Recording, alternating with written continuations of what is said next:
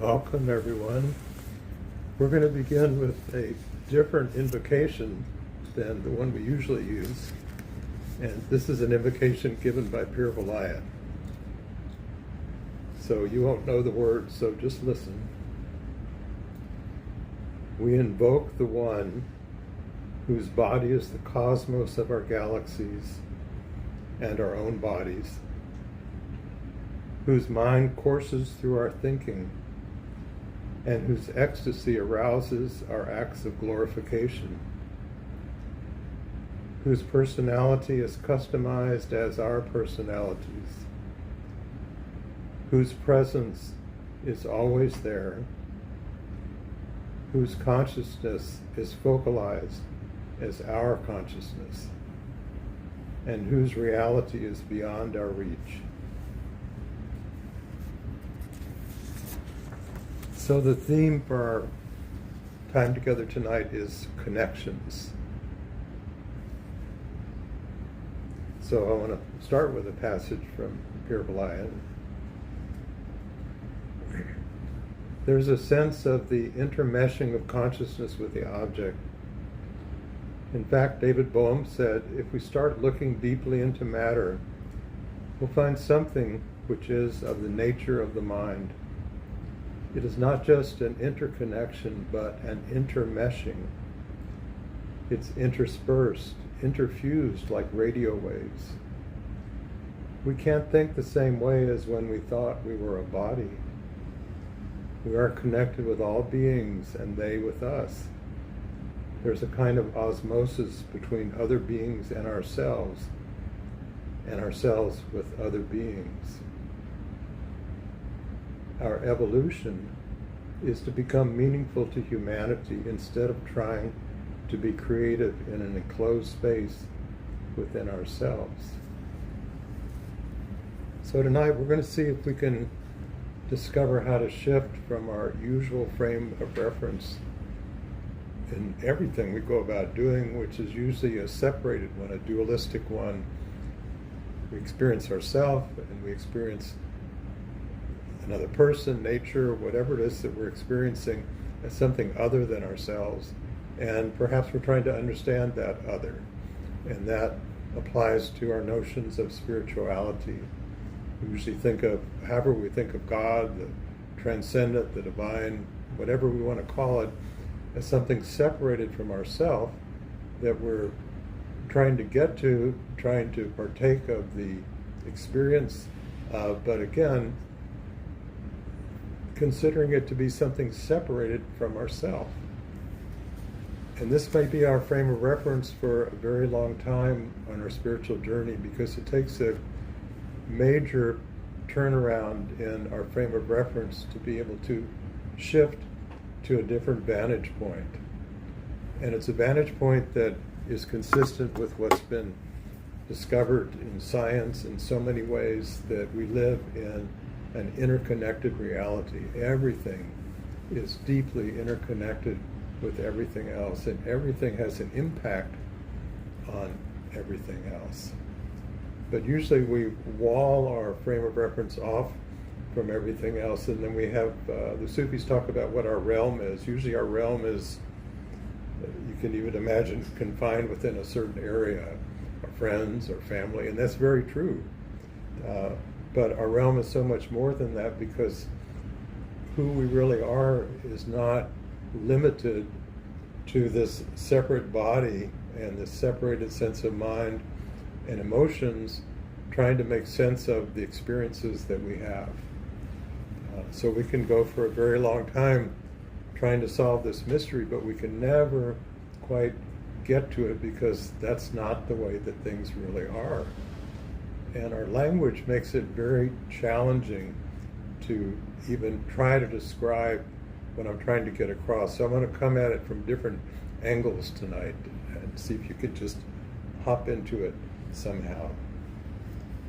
So instead of thinking yourself as a separated being, just try this idea on for size. Imagine that what you are is a network of relationships.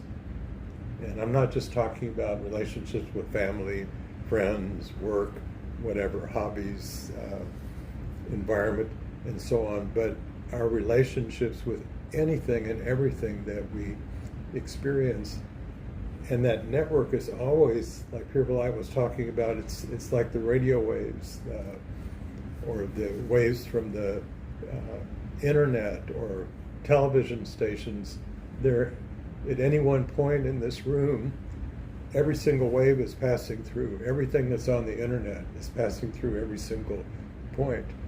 But we couldn't possibly make sense of that. Our minds would be blown if we could. So we have to transduce it down to something that we can make sense of. So we filter out so much of the reality that we exist in, but we also presume that that's all that there is, or usually that's what we do. So spirituality of, I think, all traditions talk about the process of awakening, different ways of describing it: awakening, enlightenment, self-realization, and so on. And we can ask the question, well, who's doing the awakening, and awakening to what? You know, is it there's something out there that we're just trying to get to, cross the finish line, and now we've got it? Or there's this revelation carved in some books in the nether realms that once we discover how to access it, we can find the answers to all our questions. But again, this is an illusion that reality is something fixed. It's not. In fact, there have been experiments in quantum physics to show that something that happens from our frame of reference in present time alters something that's already happened in the past from our frame of reference. And when you put that in the hopper, it's like, what? How on earth could that possibly? But that's been verified. There are experiments to show that. And things can be entangled with things that no longer exist in our frame of reference. It's mind-boggling. I mean, the mystics have far out descriptors of many things, but what's being discovered in science is every bit as far out and mind-boggling, and scientists are still trying to make some sense out of what that all means. Okay. So how can we make that transition? Well, I'm going to just read you some seed thoughts. Life is a never-ending process of the further emergence of divinity in manifestation.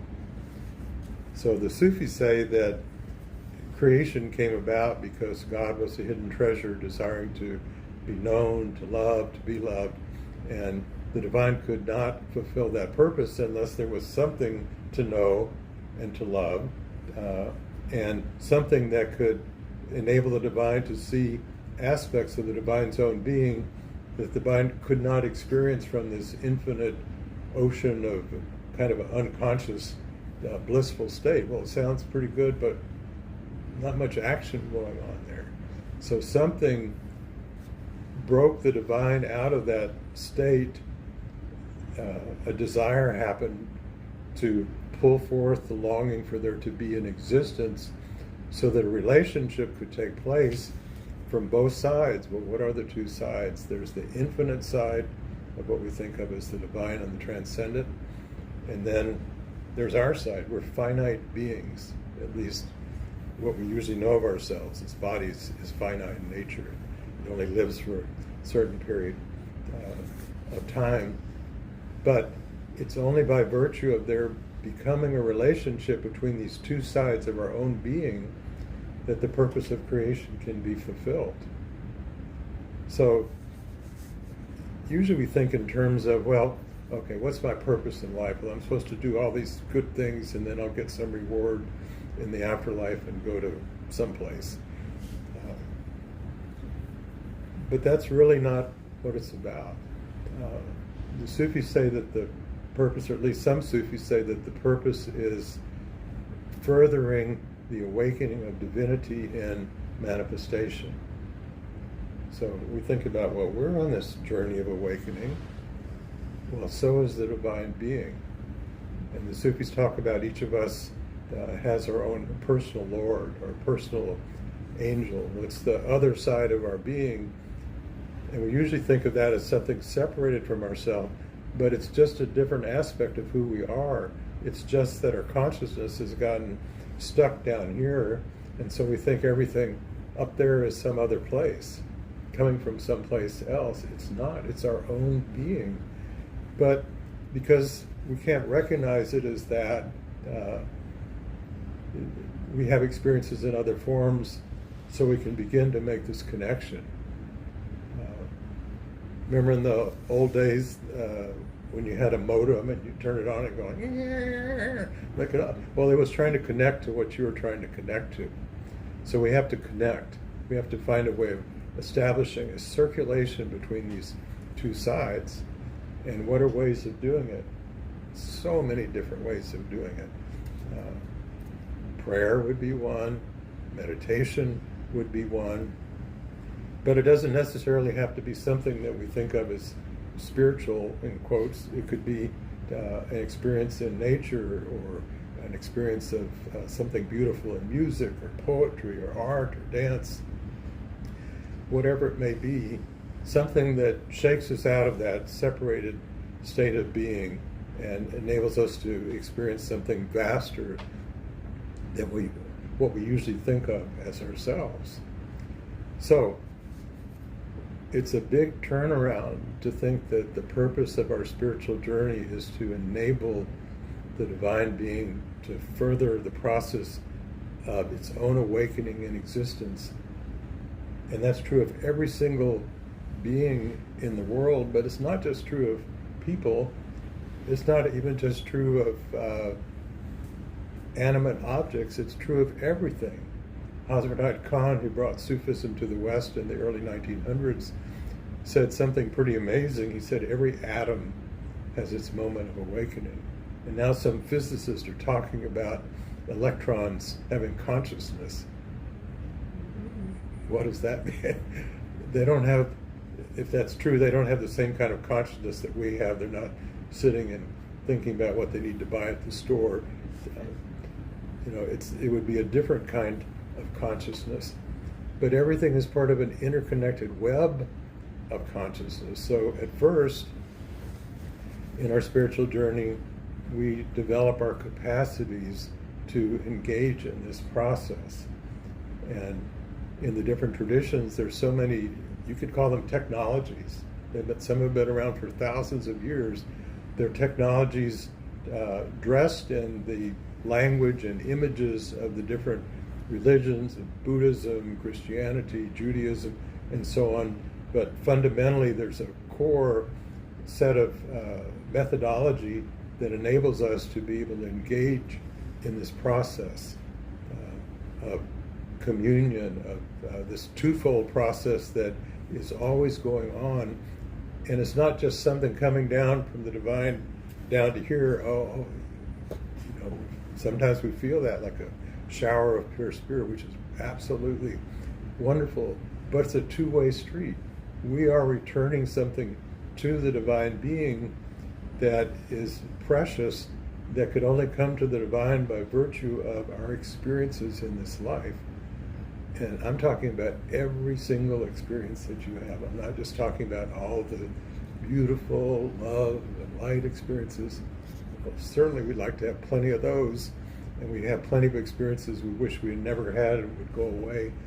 But all of those experiences are essential for this process of awakening in existence and manifestation to take place. Okay, so let's just let some of what I've been saying simmer for just a little bit. And as I'm talking, you don't have to try to remember everything that I say. For one, I'm going to send out an audio recording on YouTube. I do this after every class for those of you that are new, so you can go back and listen to different parts of it. But see if something starts to get triggered in your being. It's like a subtle sense of, there's something more than the way that I thought that things were. And maybe you have a sense of adventure. You'd like to discover what that might be. Okay. So these are some thoughts that I've had. Self-organization is driven by the desire for every aspect of existence to contribute to the awakening of divinity, not in isolation, but through relationship and the fulfillment of possibilities that can only take place through the uniqueness of every part. And then I had a phrase that came to me, which I was surprised when it came, because I had really never thought about this in this way. You may be familiar with the notion of dharma, which is translated as our duty, our purpose, and everybody has their dharma to fulfill. But this phrase came to me, and for those of you that aren't familiar with the traditional Sufi invocation that we do at the start of our meetings, I'll just say it. Toward the One, the perfection of love, harmony, and beauty, the only being, united with all the illuminated souls who form the embodiment of the messenger, the spirit of guidance. So the first part, the perfection of love, harmony, and beauty. So this phrase came to me.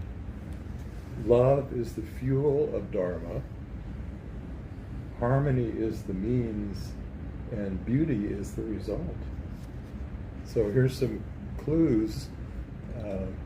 Even when it feels like we're challenged to do something that doesn't seem particularly harmonious or beautiful or whatever, but we can find a way of relating to it in which these qualities manifest, even in very difficult situations. And that doesn't mean we're becoming Pollyannas and go, well, it's just all wonderful. It may be something terrible that we need to try to combat or do something about. We're just not just going, oh, well, it doesn't matter what happens. But the Sufi tries to harmonize with every situation, finding a way of relationship that's the optimal way of relating to that particular situation, which enables something to come forth in that situation that was not present there before. So we're enabling a quality to become actualized, not magically dropping down out of the sky, but it becomes actualized by our way of relationship with what's going on. So instead of thinking of the Sufis talk about all the different names of God, and they're used as practices called wazifas, and we might think of these as just something sitting up there that we can tune into, and there's nothing wrong with that. There's different stages of working with practices,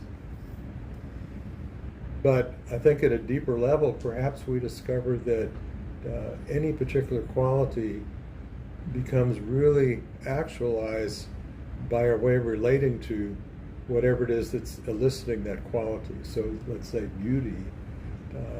Something is brought forth from us, and something is contributed to what we are experiencing when we're having an experience of beauty. So in this relationship, the very quality of beauty is made more beautiful. It's not just this, like Plato said, well, these archetypal things, they don't change. Well, this may just be my belief, but I believe these archetypes do change. I believe that they do evolve. I believe that they become enriched by our way of experiencing them. And it's the same thing working with the spiritual practice. Practices that people are given at different traditions, depending on the tradition, may have been worked with by others for hundreds or thousands of years. So there's an energy that builds up. It's not just like someone decided to cook up some word out of the blue and start saying it. Something happens by virtue of all the beings that have worked with that practice. Okay, so in every circumstance that we find ourselves, we have the opportunity for enriching the very quality that is brought forth in that circumstance by our getting out of our isolated, separated sense of self, thinking that, well, this is something here and I'm here, but realizing everything that's going on is relationships of different aspects of the divine being, and everything in manifestation is at a different stage of its own awakening, and some things are quite dormant and not much awakening has taken place. But still, underlying everything that we experience is another aspect of divinity. And those of you that have been to our classes that Diane and I have done for a while, there's a Sufi term called Tawil, Tawil, which means harmonic perception. And it's a way of relating to something in which the deeper reality of what we're experiencing is revealed to us. But the only way that that happens is if we come to an experience of a deeper way of experiencing who we really are. So it's not our isolated self, tuning into this, and now we're seeing something more than we did. Both sides are undergoing this transformation to a deeper state of their own beingness. And now what can transpire between the two sides is exponentially more than what could happen if you just went, oh, what a pretty rose. Okay, so I hope this is making some sense. Well, in the invocation that I shared, we form the embodiment of the messenger. The messenger is expressed through every divine quality. So historically, the messenger has been any number of great beings, some of which are not really known, but the most well-known one, Christ, Buddha, Moses, and the feminine counterparts of these beings, Radha and many other ones, in different ages have come when, in the Bhagavad Gita, Krishna said, I come when dharma decays, and brings forth a message that is needed. So at different times, messengers have come with different messages depending on the consciousness of humanity and what's been needed. But when the Prophet Muhammad came, it was said that he was the seal of the prophets, and that meant, well, there wasn't going to be any more prophets after Muhammad with the claim to being the messenger. And what I've come to understand this meaning is that we all are challenged to become part of the divine messenger, and each of us has a different aspect. Even Arby says every being has access to a unique part of the divine wisdom that no other being ever could or has access to. So to me, this is the ultimate remedy to low self-esteem. How can you have low self-esteem if you believe, even if you don't know how you're going to get that access, that you've got a piece of the divine wisdom yet to be revealed, because it doesn't exist yet until you discover it. It becomes created by virtue of the evolution of your own being. How could you have low self-esteem if you knew that you have got something that is going to be of inestimable value to the divine being and to everything else in existence?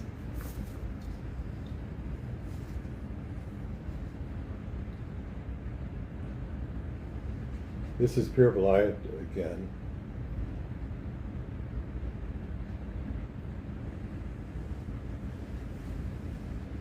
What we've learned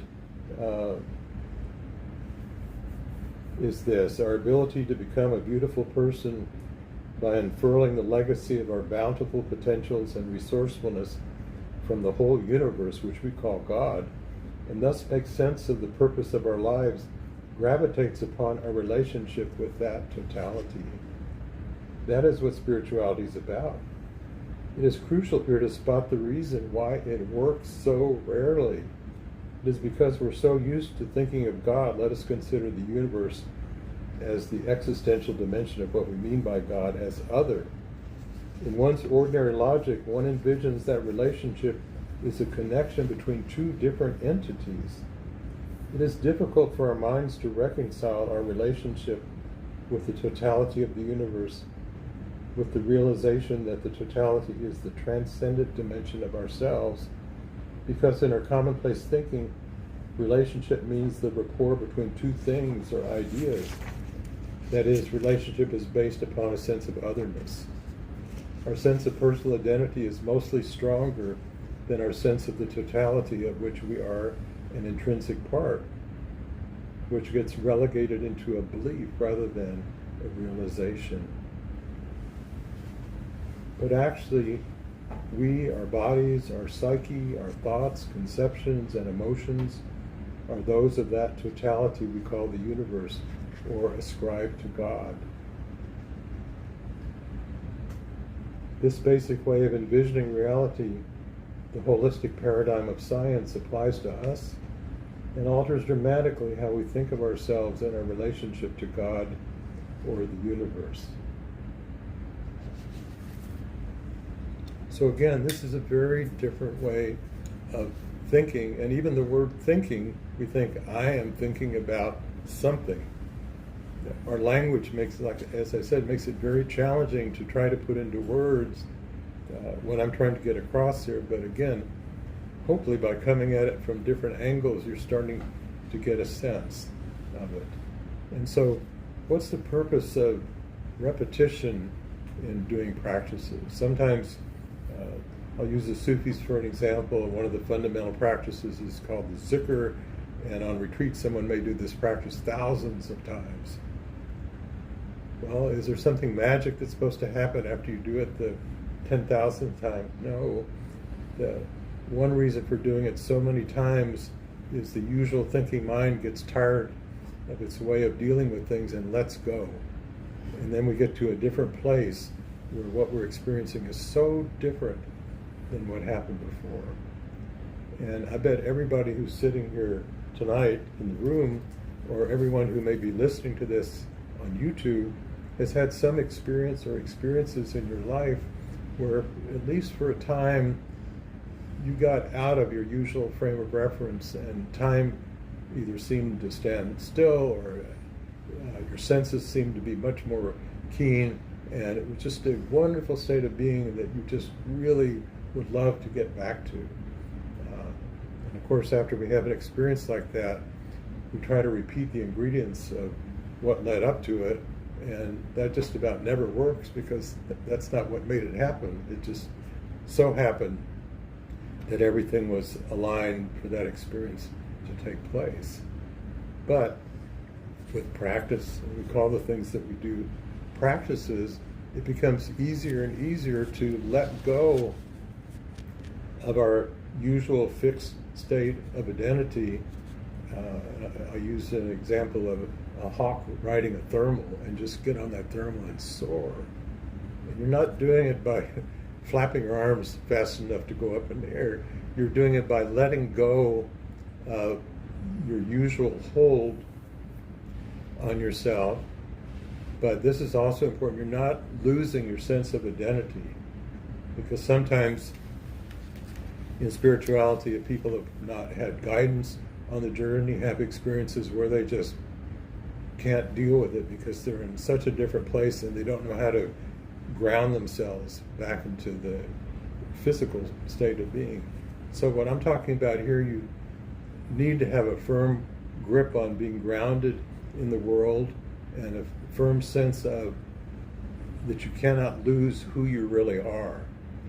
You can shift away from who you think that you are, or who you thought that you were, but you can't lose who you really are. And if you really believe that, then you have the freedom to be able to let go, and also knowing that at any time in an experience you can just pull yourself back into your usual frame of reference. So it's kind of like sticking a toe in the water and go, okay, I think I'll stick my foot in, I think I'll go for a swim, and then you get to the point where it becomes really wonderful and delightful to let go of the way that you usually have conceptualized yourself, and have an experience of freedom is the word to describe what takes place. Okay, so we're going to do a practice in just a bit. Oh, I guess that's the next thing we're going to do. Okay, so one of the practices, which is one of the most wonderful, is learning how to get into the consciousness of a great being. So whatever tradition, religion you may belong to, or even if you don't belong to any religion, but you can think of some great being you'd like to experience the consciousness of. And it could be Buddha, it could be Christ, it could be Moses, it could be Einstein, it could be just some great being. And usually what happens when we start can go ahead and close your eyes, is we're thinking about what's known of that being. So step one is to pick a being. Pick a being that you'd like to be able to enter into the consciousness of.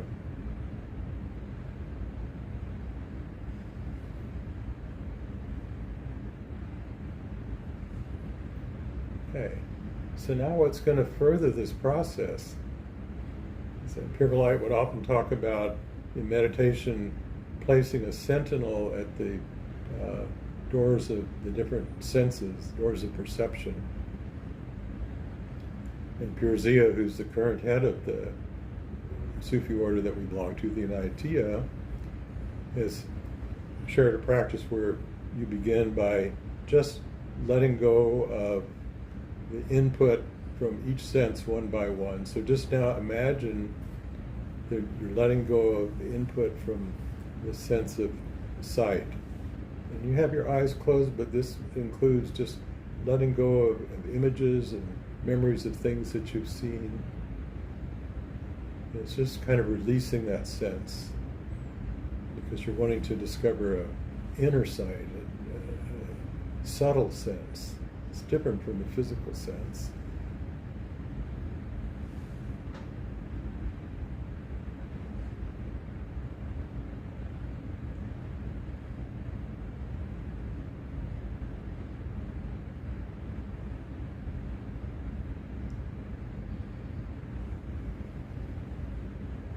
Now, do the same thing with the sense of sound, of hearing.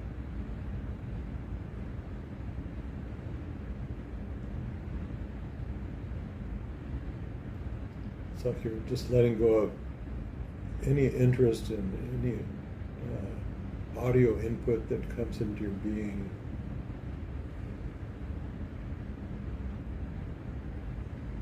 So you can experience the subtle sense of hearing.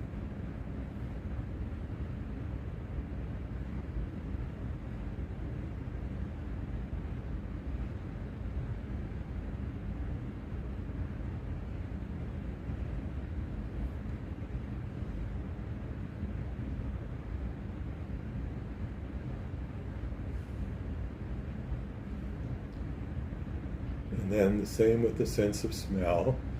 And again, this includes memories of things that you've smelled.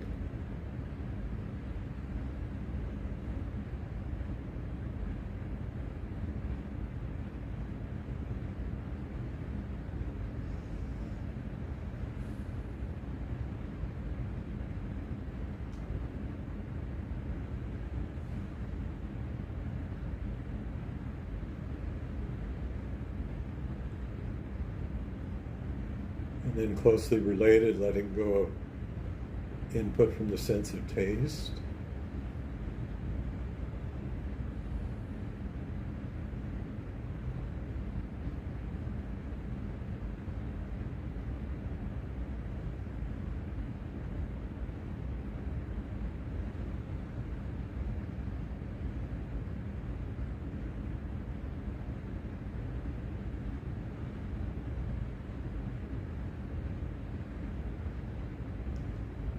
And the same with the sense of touch, tactile input.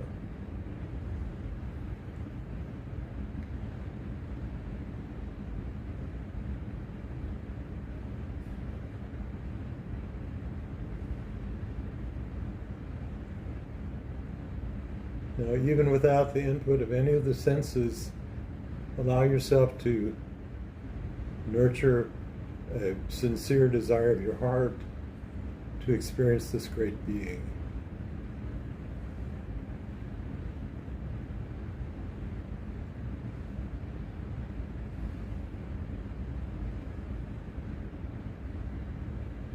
And then there's one more step in this process from your end. Imagine there's a dial that's related to your separated sense of identity, that this is me and everything else is other than me. And you're turning that dial way down. And remember, you can't lose who you really are. This is just relaxing that fixed sense of identity.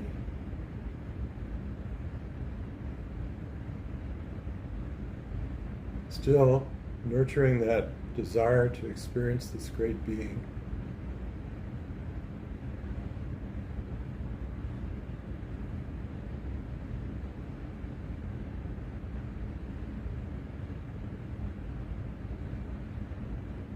And now imagine that this great being is aware of your desire to experience him or her,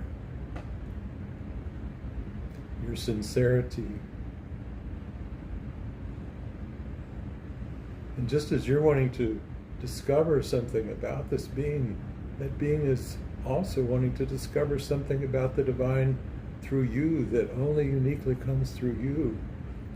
So that great being realizes that he or she has to do the same thing you did. They have to turn down any separated sense of identity, so there can be a permeability between you and that being, a circulation, an intermeshing, interweaving.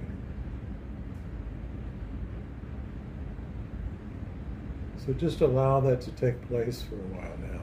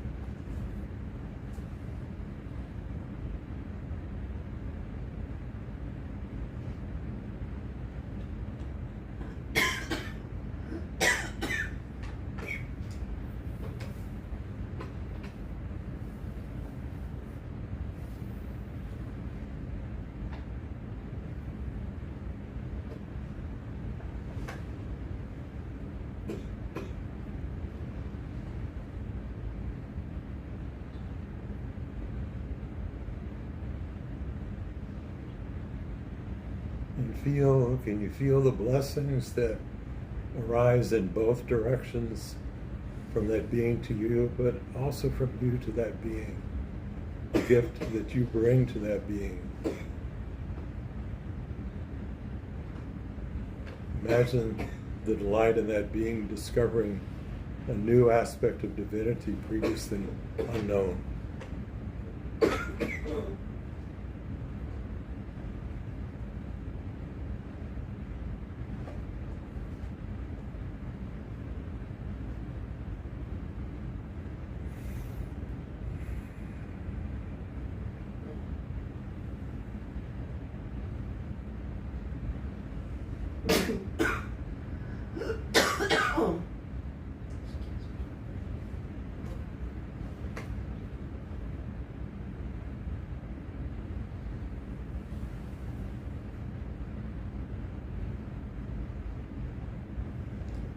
And feel gratitude for that being, allowing you to experience the depth of him or her.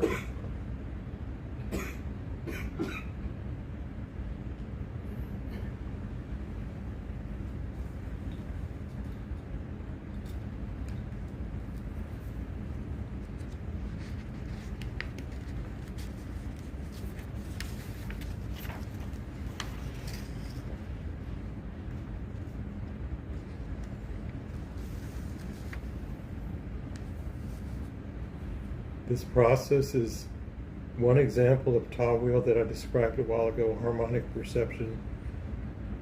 And you can use this in your relationship with another person, a plant, anything in physical manifestation or in a subtle realm of existence. So now we're going to share a practice that uses 3 divine names. And some of you listening to this recording or present tonight are very familiar with the notion of wazifas, divine names. And if you're not, you can just think about the meaning and not worry about the words. The reason why the divine names that the Sufis use are in Arabic is because Arabic is one of the sacred languages in which every word is a direct expression of what it means. Hebrew is another, Sanskrit is another, and I'm sure there's other languages like that. So it's not arbitrary what the words are. So this is a practice with 3 different divine names. The first is Mubin, M-U-B-I-N, which means clarity. And again, if you're not familiar with working with practices, you can just think of clarity instead of this word. But when we invoke a divine name, we say Ya, Y-A, which means, oh, we're calling forth that quality. So we're calling forth the divine clarity when we say Ya Mubin. So let's say that together. Ya Mubin. Okay, and the second word is Kudus, Q-U-D-D-U-S, which means pure spirit. Kudus. Herbalife said one meaning of this is that which enables life to live. So let's say this together. Ya Kudus. Ya Kudus. Kudus. It's like a stop on the double D. It's like you stop after the first Kudus. Ya Kudus.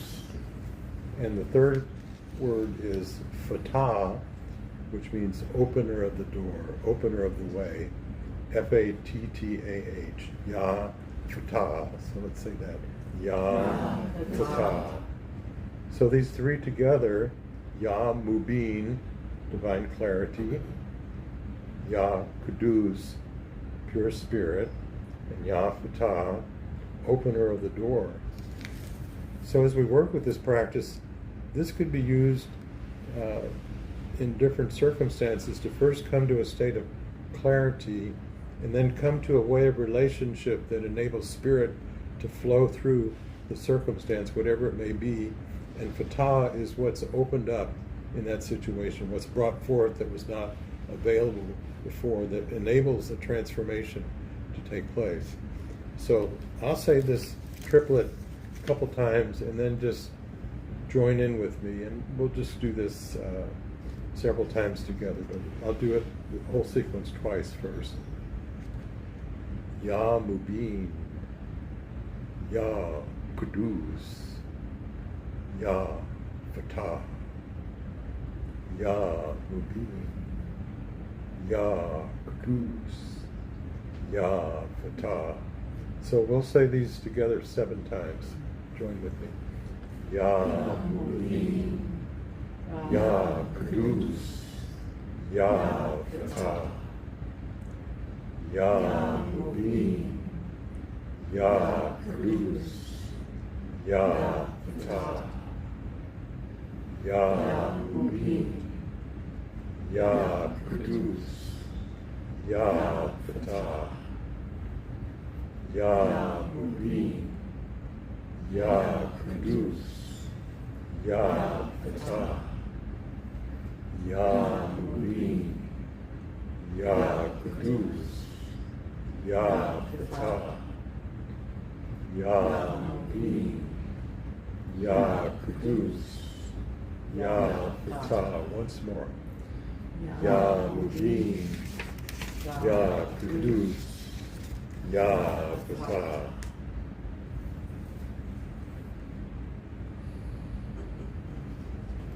Now, silently on the breath, think Mubin on the start of the inhalation, and Kudus as you continue the inhalation and start the exhalation, and then Fatah. So without thinking of the Ya, you're just thinking of Mubin as you breathe in, Kudus at the end of the inhalation and the start of the exhalation, and then Fatah as you finish exhaling. So do this at your own rate for a little bit.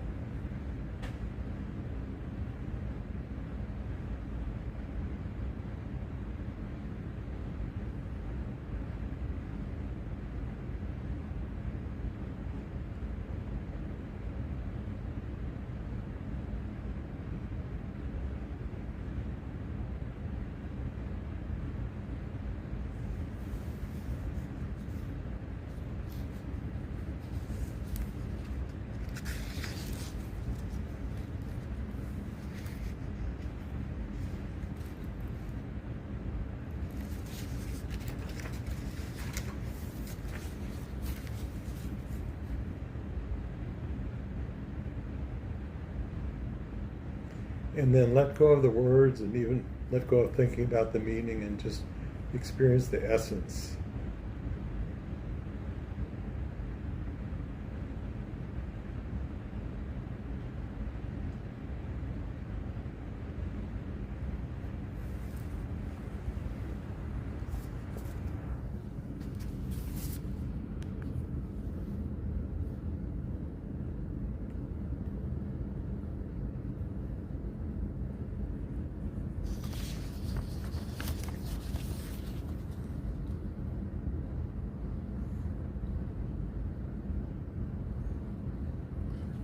And we'll end with this thought.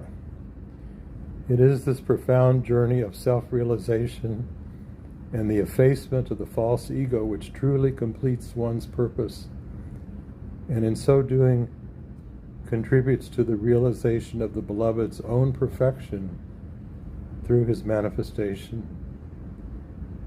As it is said, the spirit of the human is the egg in which God is formed. The human heart is the womb from which the Lord is born. Amen.